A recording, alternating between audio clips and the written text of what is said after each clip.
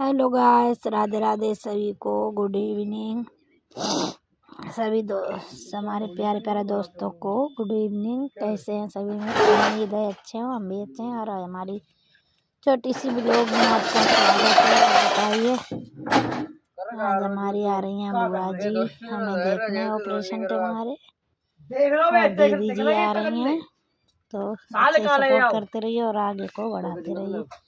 चद्दर हमारा साल में बड़ा बीच हुई जाइए। अरे गधे आओ तुम पूरे ये आगे बढ़ाइए। मुफल्ला लगाए, मुफल्ला लगाए और बड़ा गद्दा सब ला मेरे खो पड़ा। हाँ तो हम करने लगे। हाँ तुम ही कत्ते हाँ कतई ना, तुम करो भाई।